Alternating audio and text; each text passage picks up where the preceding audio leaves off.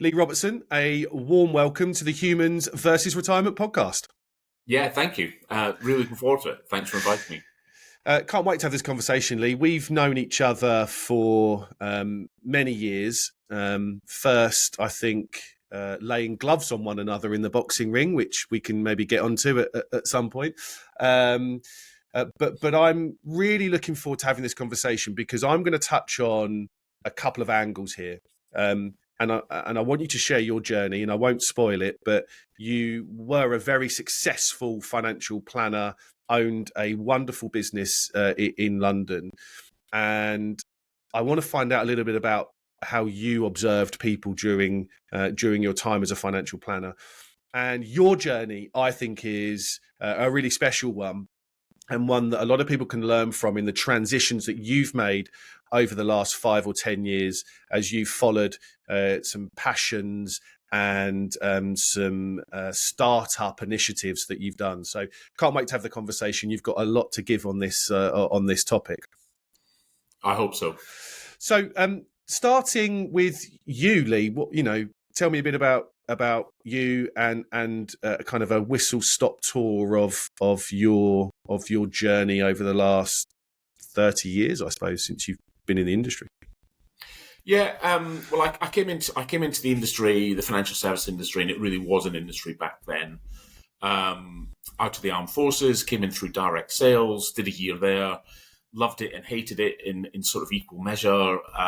Then went into mortgage broking, and then went into bank assurance, giving advice to bank clients, and then began to realize that I thought there was a better way of doing it, which was to go independent. Started a business with a guy that I worked with at the bank where I had worked. That lasted 5 years. I wanted to go fee-based, or at least fee-biased, which was a term I used back then, not fully fee-based, because the industry wasn't quite ready for it. The network we were part of didn't like that idea at all. Therefore, I had to strike out my own and did so, and built, I think, quite a nice financial planning business with other people alongside me, and then sold out of that about 5 years ago.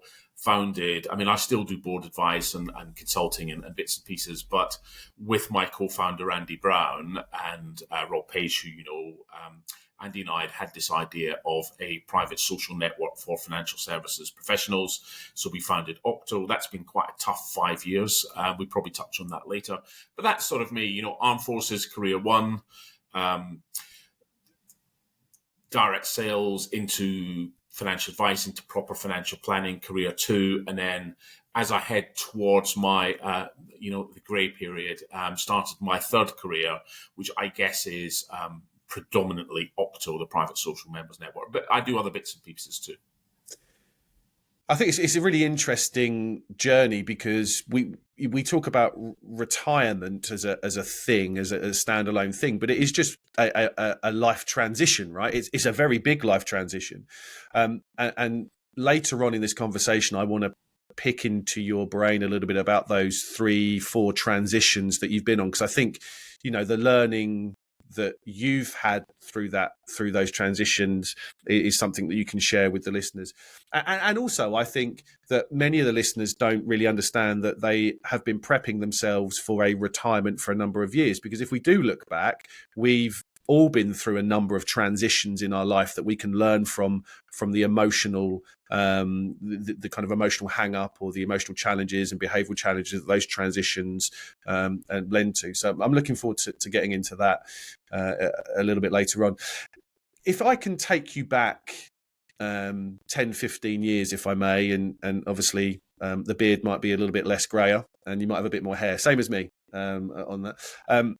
With your financial planner hat on, you've dealt with many successful professionals in the City of London, and many families around the retirement piece. What do you think have been the main challenges that you've observed in your number of years dealing with people that are transitioning from a successful career to what kind of life after full-time work looks like? Yeah, I think there's lots of them, and we could probably spend hours and hours doing it. But I guess the main ones that I saw were people were concerned: would they have enough money? Were they on track? Was that going to happen? they were concerned about, or perhaps less concerned, but it certainly hit them once they got to retirement, about how they filled their day, how they, lots of people, perceptually, they dropped status. They went from running a successful company, they were a senior manager, whatever level they were. And as I say, we tended to do clients in and around the city of London, so they were of that ilk. And suddenly they were retired. And what did they do? They weren't somebody big and important in the office anymore. They were retired. And I think a lot of people struggle with that mentally. There's a big, that for me was the biggest transition. It wasn't about the money. Most people at that level have got enough money to retire. They've worked that out one way or another, even if you have to continually convince them they do. But I think for lots of people, it was that mental transition about being home more often. And I know that's been slightly queered by COVID and lockdown. People got a bit more used to being at home, but lots of people weren't really prepared to be at home and to have all this extra hours in the day that they used to devote to work.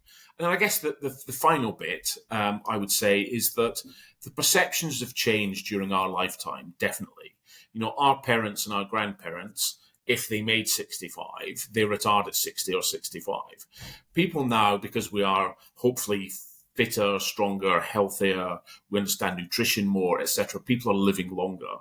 And I think that 65 age that people used to look forward to is kind of largely gone, particularly among senior people who intellectually want to stay stimulated, want to keep working, whether that means portfolio work or finding consultancy work or devoting time to charity or whatever.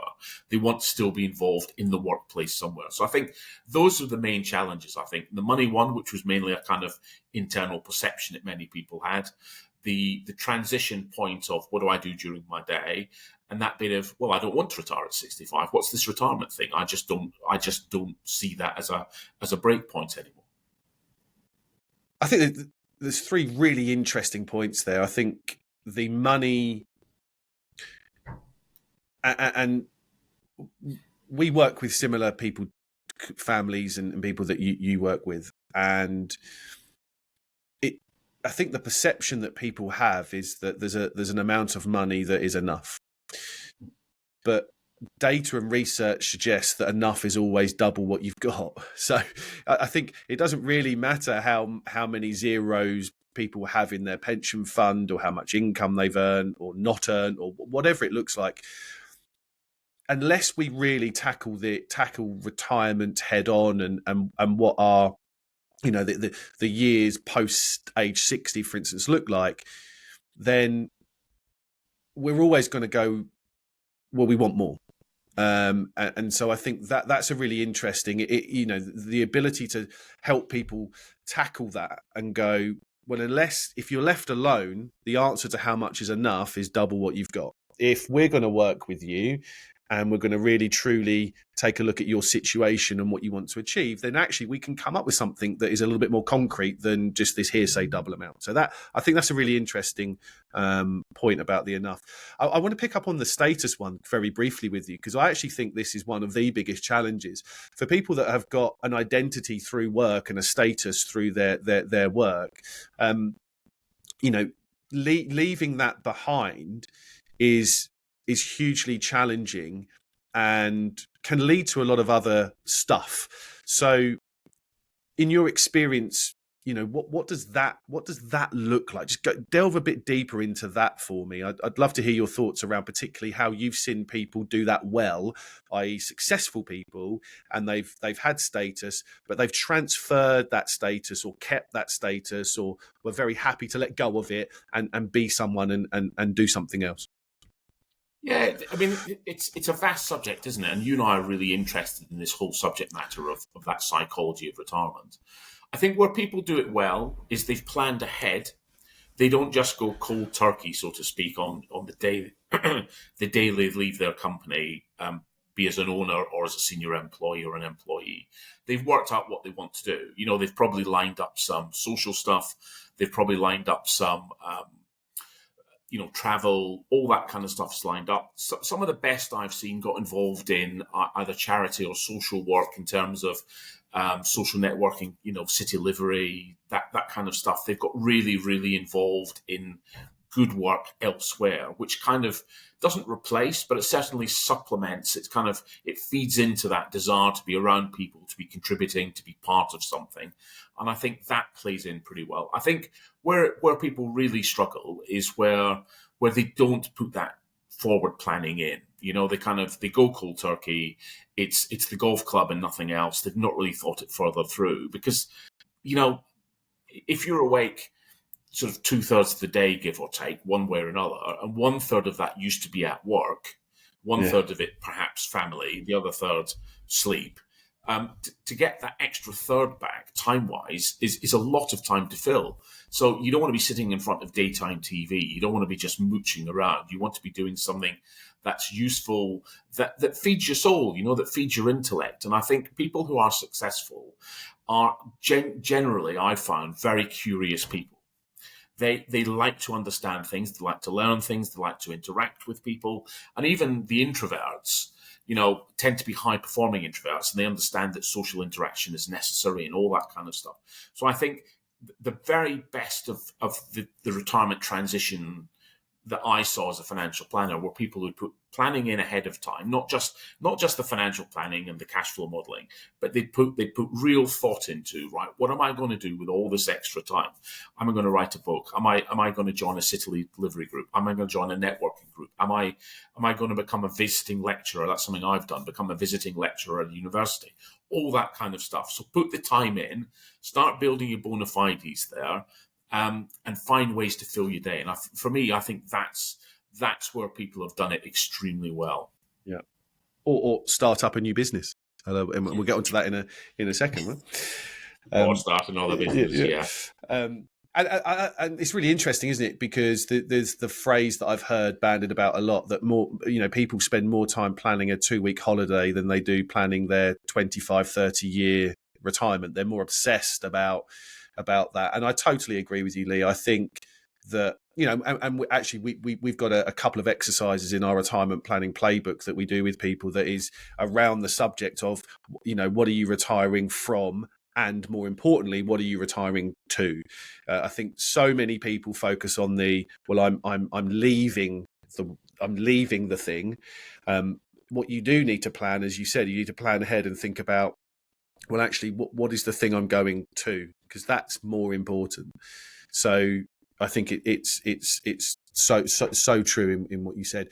You mentioned a little bit about what you've seen change over the last so many years. In your opinion, and you can highlight a couple of main things that you think about, but in your opinion, how has retirement in brackets changed over the last 30 years, ever since you kind of entered the financial service industry? How has retirement changed in that period?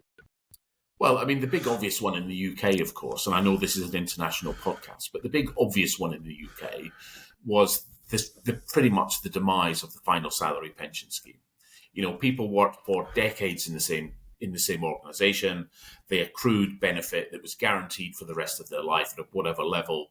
And that was a very secure retirement. But of course, they became very expensive to run. Lots of companies didn't want that liability, and they moved to money purchase, which brings market risk, which those in final salary never had.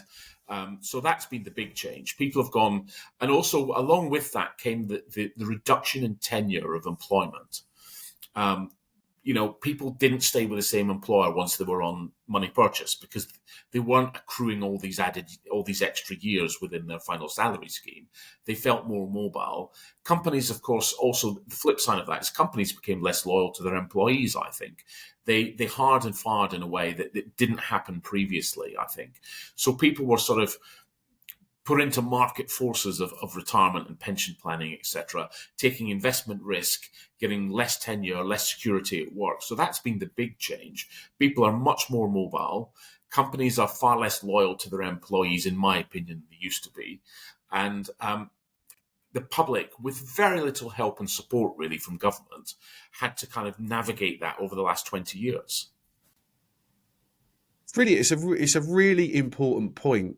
Because, I still get people come to us with some final salary defined benefits. And I can't reiterate, I use these words a lot, like they are gold standard benefits. These are benefits that people just don't have anymore. And if you can have 15, 20, 25,000 pounds worth of guaranteed secure income that will probably go up with inflation, or at least go up, that will give your wife or your husband some further benefits if you pass away, and you're taking no market risk, so you've got that security, that is, that's a phenomenal benefit to have. I think what's definitely changed, as you said, is that move to the defined contribution, the money purchase pensions that have now said, well, actually, you're now taking all the risk, Mr. Person, that the risk is on you. But I think that also what's happened there, isn't it? It's led to more flexibility. So I think people probably with defined contribution pensions, this pot of money, are probably a little bit more aspirational in their spending, because now that they don't have to live to £25,000-30,000 a year, they can spend £1 million in a day if they wanted to. Don't do that, by the way. That's not advice. That is. No. But so I think, and actually, some of the things that are really interesting coming through now is the people with some lower final salary benefits, £8,000, £9,000, £10,000, and some defined contribution, and you can actually see how that works out for them in their head. There's a bit of security behind the scenes, and then they've got some flexibility going out. So it's definitely had a massive impact on how people view retirement, how people work. When people want to retire, people are retiring earlier or leaving work earlier now because benefits have accrued to a point that they can, whereas they couldn't get those benefits, could they, until they hit a certain age or got really severely penalised if they took them early. So yeah, it's a great point. Yeah, and I think, I stress the point that the public have had to navigate that on their own. Yeah. Those who've engaged with a financial planner or financial advisor have had lots of help. That's true, but that's not really been driven by government or anyone helping them. They've had to learn to cope with market risk. They've had to learn to live with job insecurity. They don't understand, sequencing, all those bits that you and I as financial planners understand and help our clients with. And I'm talking from when I was a planner. Obviously, I'm not a planner now. But we help them navigate. But there's a huge amount of the public who don't get that help. They either don't see the value in it, they don't understand it, they don't want to pay for it, or they think it's too expensive, or whatever that is. So we've got this huge bulk of society who are not getting the help that they desperately, I think, need to get into retirement well. Yeah, agreed. Because as I've said many times on this podcast, and one of the foundational reasons behind it is that money is one of the most emotional subjects and topics that we have as people.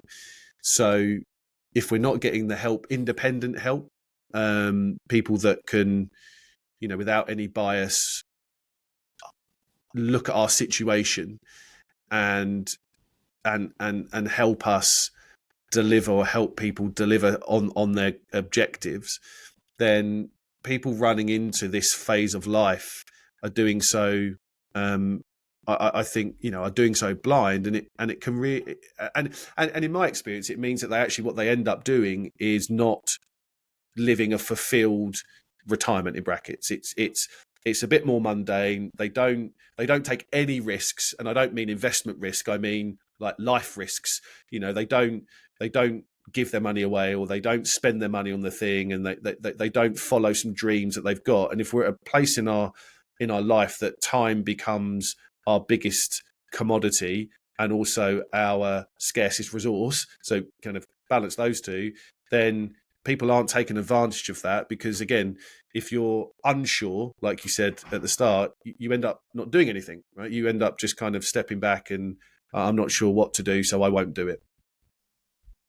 Yeah, and I think that's right, and it's always anecdotal, of course, but how often do we read about someone who's sadly passed away, and they've got huge amounts in the bank, that they hadn't spent, and yet they'd had a very sort of modest retirement, shall we say? So I think it goes back to your original question about planning well for retirement, understanding how much money you have, how long it's going to last for, what you can do, because I'm this huge believer, and I know you definitely are too. I'm this huge believer in that you're rich not just in money, you're rich in life experience. So if you want to do that trip to Iceland or the Antarctica or, the Belize jungle, whatever it is that floats your boat in retirement that you've always wanted to do, the Galapagos Islands, whatever it is, do it. If you can afford it, work it out and do it. Because in Scotland, we got this phrase, you're a land time deed, and what a shame to miss out on life's experiences, particularly successful people who very often put a huge amount of effort and time into their businesses whilst they were working, and have probably dipped out a bit on some of that experience and some of that time with family because they've been so committed to their role. It's really important, I think, in that bit where you're still fit as you go into retirement, hopefully you're still fit, that you add to that experience of life with your loved ones, or just travel on your own, whatever it is that you want to do. I think it's incredibly important. Wealth is not just money, it's life. Yeah, I think it's a really interesting point, Lee, because I think, the journey I see a lot of people do is kind of you overwork on the accumulation phase. So again, if you're very successful, you run a business, or you've climbed the very greasy corporate ladder, you've obviously done things and sacrificed stuff. So you over sacrifice, and then stupidly you under reward yourself. So it's kind of, actually, if you over sacrifice, you then need to over reward at the end. And a lot of people will just kind of come off that cliff and under reward themselves. There's a great book, and I'll put it in the show notes, and I've done a blog on this, but Bill Perkins wrote a book called Die with Zero, which is an amazing book. It sounds as a philosophy a little bit far-fetched, but it's not. He's wrote an amazing book. I've given it to a few clients, and actually there's a piece in that book that talks about money should create memory dividends. And I think it's absolutely true. And Andy Murphy, who's one of my clients, who was a guest on season 1 of the podcast, I saw him and his wife Tina just before Christmas, and there's a couple of stories that I could say, I won't do it now, but they've read that book, and then now all of their language is about creating memory dividends. They've got a dividend pot that they're trying to fill up with memories that will give them that. And I think it's so important. People work so hard to get to a point where they have got a pot of things, assets, whether it's property or pensions or investments or whatever it looks like. You need to now reward yourself by using that stuff to create memory dividends. And if you don't, you will have regrets at some point in the next 10, 15, 20 years. Yeah, listen, you're preaching to converted there, definitely. I love that phrase, memory dividend. Build those memories, reward yourself. All that time that you thought, I'll spend another hour at the office, or I'll do that at the weekend, that bit of work that I didn't manage to get done in a week. Just reward yourself. If you've got the time to do it, you should be doing it, and find time to spend with the family too. Yeah. So just on that, and briefly, what is your view if we kind of forget about what's happened and think about what's going to happen? What's your view of what the kind of a modern day retirement looks like? If people are entering into the thought process now, you're in your mid 50s, your early 60s, you're thinking about, the next phase of life over the next 10, 15, 20 years. What does a modern retirement mean, do you think, to those people? What does it mean to you? What do you think that looks like going forward? Yeah, it's interesting. I mean, I think there are some demographics at play here. It will depend on your circumstances, obviously. But I think for people who've had whatever success in their careers, whatever that might look like, it probably is less a destination now, as a period of time. People will start to drift away from full-time work, but they'll still do bits and pieces. They might set up, as you said, another business. They might do portfolio work, bringing that experience they built over 20 or 30 or 40 or 50 years to the marketplace by consulting or by lecturing or by just joining networking groups where people share ideas, that kind of thing. So I think it's going to be a transitional period as opposed to a hard stop, I guess is what I'm trying to say. I think particularly at the higher end of the the success scale is such a thing. You know what I mean? People who've, as you described it, climbed a greasy pole of corporate life or run a successful business or whatever, they won't see it as a hard stop. They will see it as a facilitator of the next period of their life. And I think that's, for me, what I've tried to do. Is if in my own head is think about, what do I want the next 10 years to look like? While I'm still energetic, while I still loving doing stuff, while I still like to come to London, while I still love to interact with people, while I still love to share what I've gained along the way with people. What does that look like? And I think that's what people will do in retirement. It'll be less of the hard stop and spend every morning at the golf. I know you're a bit of a golfer. Maybe that's why I'm using this analogy. It won't be every morning at the golf club, a bit of lunch, and every afternoon at the golf club. They will do other stuff as well. They'll mix and match some work, some social, some family, some travel. And I think that's what it will look like. But I don't think the hard stop of work is there in the way it used to be. Absolutely not. I think that comes back to your point about how retirement's changed. I think it's how the workforce has changed, isn't it? I mean, hard stop retirements were the thing that happened because people had very manual jobs and they couldn't go to work anymore. Physically, they couldn't do the job that they were doing. I think, as society and the workforce and how we contribute as people to society now has changed. It's less manual, more office based, more so the hard stop thing is not there to a degree because the physicality of work means that we can work. And I think that's a great opportunity. I've said before that there's a whole bunch of skills that people have got in their heads and knowledge in their heads now that they can continue to give back well into their 60s, 70s, 80s and 90s to things that are important to them, and it makes them feel good. And I think I read a really interesting article the other day that kind of started to poo-poo this generational wealth transfer that basically said, people that are entering retirement now are much more aspirational than they've ever been. And by the way, there won't be any money left to pass down because they're going to spend the whole lot. So I thought it was really interesting, and I'm very much of that kind of spend it while you're here. That die with zero mentality is if you're not going to spend it, give it to your loved ones while you're still alive. I think there's definitely more of that happening in a modern day retirement than there's ever been. Oh, listen, absolutely. I think that's absolutely true. One of the things I could have said, I suppose, as how retirement's changing, the nation, whilst it doesn't feel like it, the nation has generally got wealthier. Yeah. If you go back 30 years or 50 years, which I can, the nation has generally got wealthier. Property values have increased. We're a home-owning society in the main, etc. So people have got this accumulated physical wealth.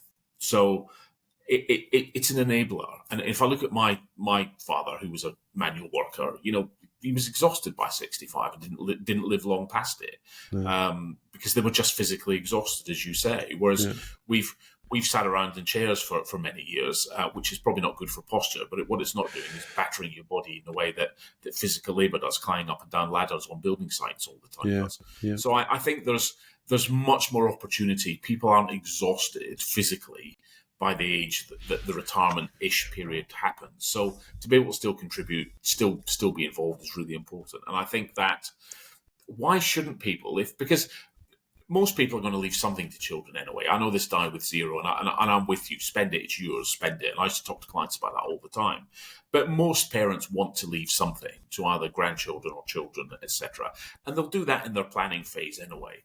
But to be able to commit your own capital to yourself in whichever way you want to do it is really important. You earned it. You worked for it. Do it. Yeah.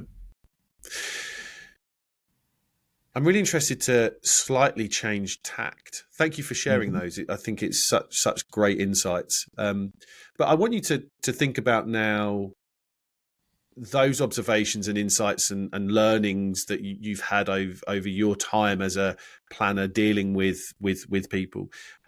Did those observations help you and impact you when you decided to step back from your very successful financial planning business, Investment Quorum, and moved, did you apply some of those learnings to your own thoughts and feelings and journey? Yeah, I think I must have done, even subconsciously. I had an idea that I wanted to do Octo Members Group. Andy and I had kind of come up with this idea together that we thought would be interesting to try.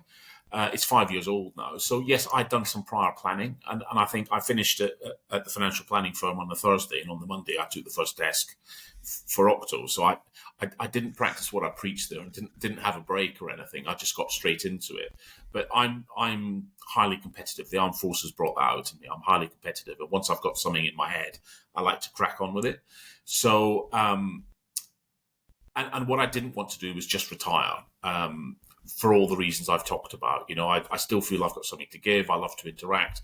I love to share knowledge. I love to soak up knowledge from other people. And you and I have both done the really excellent Building the Behavioural Advisor course with Shaping Wealth. We're alumni of that. I'm not a financial planner anymore, but I really wanted to do that course. So, I did it. So I love to soak up knowledge all the time. I'm a voracious reader. I listen to podcasts all the time. Although, interestingly, I'm a bit more visual, so I rather like YouTube type podcasts.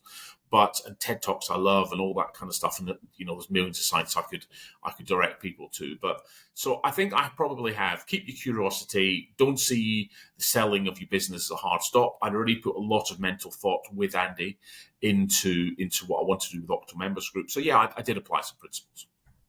I think just one observation I want to make really on knowing you through that journey and how I think this could help and impact other people's thoughts is that you were an amazing and still are an amazing networker, and you built up a huge social network of friends that were just more than work colleagues or industry peers and colleagues.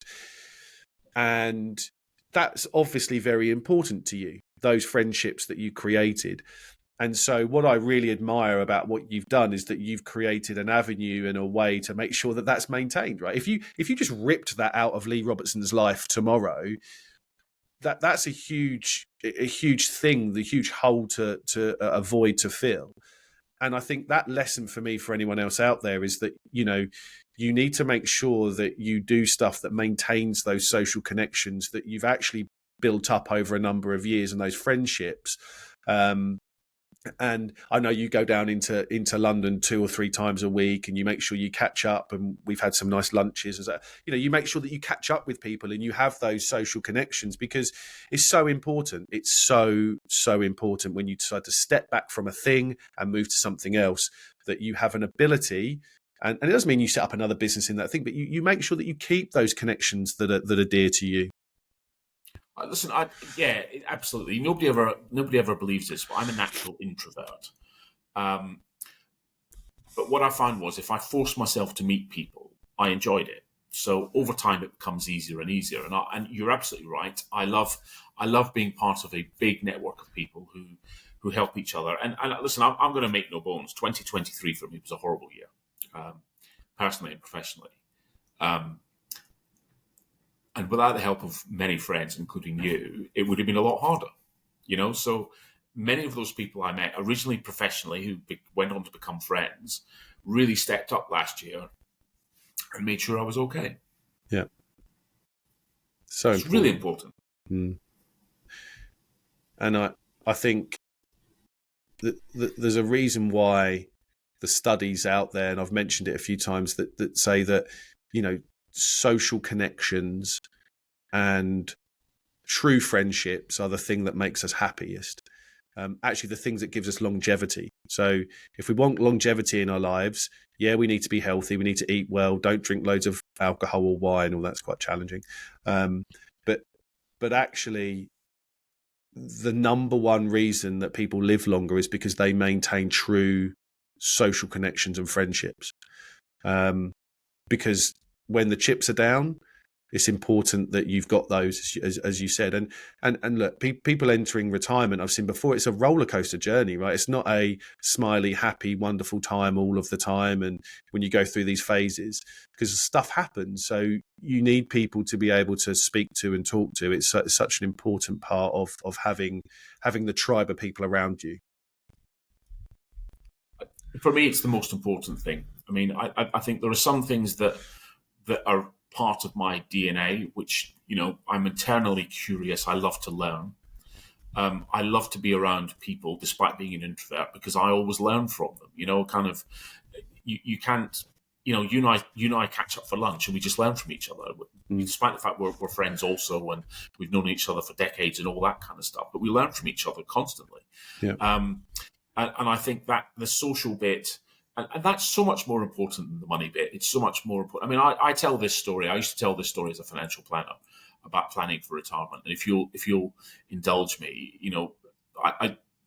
it was years ago living in London, and we lived next door to a lovely couple, and she grew flowers and showed flowers, and he worked for the post office, and they had this lovely dog, and occasionally I'd walk the dog for them and all that kind of stuff. And then he retired from the post office, and we could hear them screaming through the wall at each other because he'd worked nights and he hadn't planned for his retirement when he retired. And it took about a year for them to find the equilibrium. And that was to go and meet up with his former colleagues. Yeah, absolutely. I think it's interesting how that, I see it a lot. You kind of leave the thing, miss the thing, kind of go back to the thing, right? Doesn't mean you go back to work, but you just, like, what are the reasons why you're going?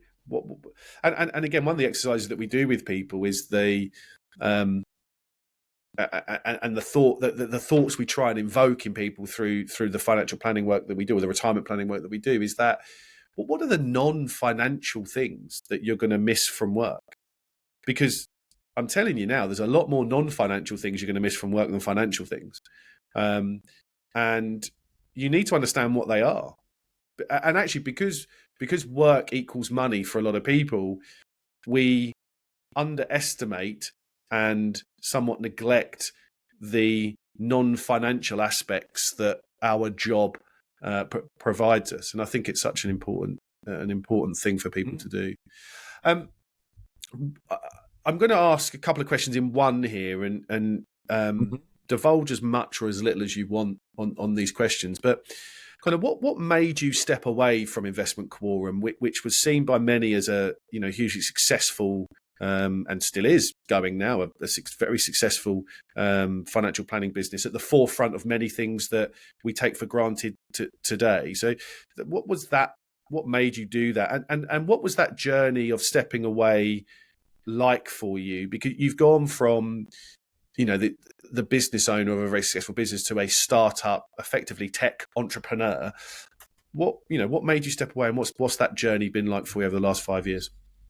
Yeah, I mean, I think I like growing businesses more than maintaining them, if that makes sense. Yep. I think I don't want to talk for the firm now, because they're doing very well, and I'm very pleased with that. They've got a great bunch of clients, great bunch of people, and I wish them every success. But I think I'd got slightly, bored's not quite the right thing. I got slightly unfulfilled. Yep. I also, to be fair, I brought virtually every new client in. And that was hard work. As you get older, that becomes harder and harder. I tended to find new clients by socialization and by going out socially. And much as I've said, I enjoy the social side, to do it night after night, day after day, and do your financial planning job, and do strategy for the business, and all the press that I used to do, and the TV I used to do, and all that kind of stuff. It's a big ask, It's a huge ask of someone who gets into their 50s. So I kind of, there were lots of reasons, a bit more downtime, a bit more me time, a bit less time feeling I was on this hamster wheel of having to generate clients, not just for myself, but for the business and the other advisors too. I'm not saying they never brought clients in, but I was the majority. If I looked at the structure and we mapped every client and where they'd come from, it was pretty obvious who'd done most of that work. It becomes a bit tiring, to be fair. And I had this itch, which was Octo as well, and it kind of, sooner or later, you've got to scratch the itch or just walk away from it. And Andy and I talked long and hard about it, having both come up with this idea together, that it just seemed like it was probably about the right time. Also, I think we had slightly different ideas about the business. I'd always wanted to grow it much bigger. I think there was less appetite among some of my colleagues for that. They wanted to, we talk about in financial services lifestyle businesses. I'm not sure they are a lifestyle business. They're a bit more than that. But I wanted to be much bigger and they didn't. So there was some tensions there as well. And I think sooner or later, you've got to follow your heart, follow your dream. And I think it felt like the right time to step away. And that's all I can really say. It just felt like the right time. And also, whilst I had this idea and this energy to devote to something else, why not? Yeah. Do you know what? I think that a huge lesson there for me around purpose and passion. I think that the sooner in our planning when we get to this phase of life, and actually, to be fair, it doesn't have to apply to in your 50s and 60s. It can be in your 30s and 40s or 20s. But the concept of ikigai, the Japanese concept, which I've talked a lot about before, I think once you find your passion and your purpose, then you need to make sure that you follow that. And because that's where fulfillment leads. And one of the big takeaways from what you've just said for me is if there's people listening that have got some ambition and got some dreams and got some understanding or some thoughts about what they want to do, and they're kind of thinking, well, this really floats my boat, but this thing over here doesn't quite do it for me. There's huge amounts of bravery in what you did, but that's what's needed, right? You need to be brave. You need to understand what makes you tick, what gets the heart fluttering, what gets you out of bed in the morning, and particularly in this phase of life, in your 50s, 60s, double down on that, because that's what gives you so much happiness. And that's kind of what you've done. You found a purpose and a passion around what Octo does. I know you're a huge tech geek, and that's allowed you to kind of do a lot of that work that you do. And the platform that you've built is amazing. So you can see the difference, I think, can't you, in kind of the work done when people really truly hone in on the passions that they have and the purpose that they want.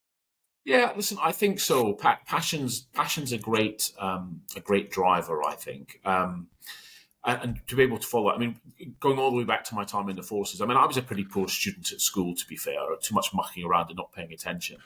Not particularly ambitious. Joined the military, and somehow it brought out ambition in me, and it brought out real competitive spirit in me. So I ended up working in small groups rather than big organizations, small teams, that kind of stuff, which was just brilliant. And that kind of striving for excellence and being the best you possibly can. And I've always tried to carry that through my whole life. And then if I look at Octo, I mean, listen, it's not been a bed of roses. We launched not long before COVID. We were pretty much uncontested, I suppose, back then. Hardly anyone else was doing what we were doing. Now there's lots of different groups doing it. We made a couple of shocking hires, I would say, that have cost us dearly.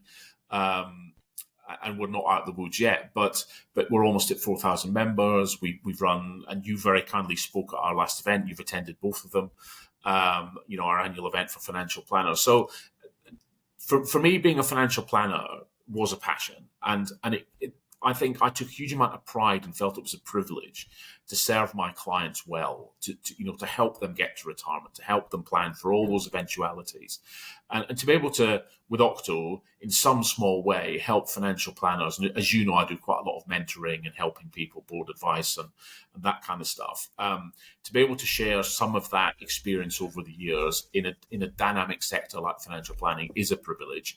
So it is a passion, yeah, absolutely. As I say, it's been a hard, as we say in Scotland, a bit of a say effect, but at almost 4,000 members, highly engaged, we seem to be doing okay. We just got to get some of our kind of back history behind us. But yeah, listen, it's lovely to be able to put passion into something new. Yeah. And whilst it's 5 years old, it still feels new. To be able to bring that passion and to interact with people like you and all the other people that support us is just, it brings so much fulfillment. I think that a huge lesson to be learned there, and I'll answer my own question I asked right at the start around, what have I observed around people that are successfully transitioning, and it's that mindset of knowledge transfer. So it's that I want to take what I've got and I want to transfer it to somewhere else. That I want to make sure that I can. I give back's maybe the wrong word, but it's mentoring,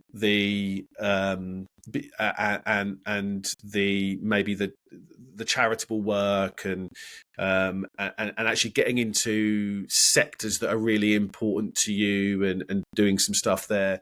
That's where I've seen people the happiest, where they're kind of narrowing down the really things that, and Carl Richards says it quite well, right? I think you want to basically do more of the things that you love doing and less of the things that you don't like. That's really the simplistic form of how we want to transition into retirement. Yeah, and Carl's brilliant at that stuff. I love his drawings. I love your drawings too, by the way. But that's such a good phrase. Do more of what you want to do and gives you pleasure, and do less of what didn't. And I think even those of us who were committed to our previous role, pre-retirement, if that's the phrase, there was lots of it you didn't like. Whether it was the hours, whether it was the commute, whether it was the manager above you, or whether it was the team below you, whatever it was that irked you. To be able to follow more of what you want to do and gives you fulfillment in retirement is such a great thing to be able to do. And hopefully you've arrived with the mental capacity and the financial capacity to be able to do so. Lee, I think that's a wonderful place for us to start to kind of wrap this up. I've got a question I want to ask you, and just as a point of reference for the listeners, really, is there anything that you've read, that you've listened to, that you've thought that would, that you would say that the listeners should kind of go and order off Amazon or download a podcast? Is there a couple of things that you think would really benefit people in this stage of their life? Yeah, I do. So I'm a huge fan of, and our mutual friend Neil Page put me onto this, but Daniel Huberman on YouTube. As I said, I'm quite visual. So Daniel Huberman has just this fantastic series. I mean, I could sit and give resources all day, but one that really stood out for me, and I came to him quite late, but through Neil Page, was Daniel Huberman, who's got this great podcast on YouTube and elsewhere, where he talks about facets of health, in terms of sleep and mental well-being and all those other bits and pieces that add up to the human. And I think that's such a great place to start. I struggle with sleep. I always have done. And I'm not sure the military helped, because they had me up at all strange hours of the day. And the military like to do things at 4 o'clock in the morning that other people don't. So my sleep's never been great. And Daniel Huberman's really helped there. But it's not just that. There's all sorts of, there's the social stuff he does, there's the health stuff he does, the mental stuff he does. And for me, that was a really useful resource during the period when I was doing this transition from owning and operating a financial planning business to starting up with Andy and Rob this brand new startup. So I found that really useful, and I would commend that series to anyone. I'd obviously commend this podcast. I think this is a brilliant resource for people heading into retirement, and I know people will be listening to it, but if this is the first episode you listen to, there'll be far better ones in the back catalogue, I would say, so go and listen to them too. But listen, and of course your artwork, I think is so simply brilliant, and I mean that in both ways. It just makes you think about retirement in a different way. So that's not to fluff you. I genuinely mean that. I think much of what you draw, as well as what you say, Dan, is a real resource for people thinking about retirement. I appreciate that. I didn't load the question. There's no payment. You didn't even know I was going to ask that, so no, thank you. But I'll link. I'll link Daniel Huberman stuff. I think I've listened to a few things. I think it's brilliant. So I'll link that. So, Lee, this has been such a great conversation. It's going to add so much value to people. Thank you so much for your time and your wisdom and your knowledge, and being so open in sharing your story. I really appreciate it. Listen, an absolute pleasure, and I wish all your viewers a happy, healthy, and long retirement, doing more of the things you want to do. What a wonderful way to end. Thank you, Lee. And look, thank you everyone for listening to the Humans versus Retirement podcast. Until next time, take care.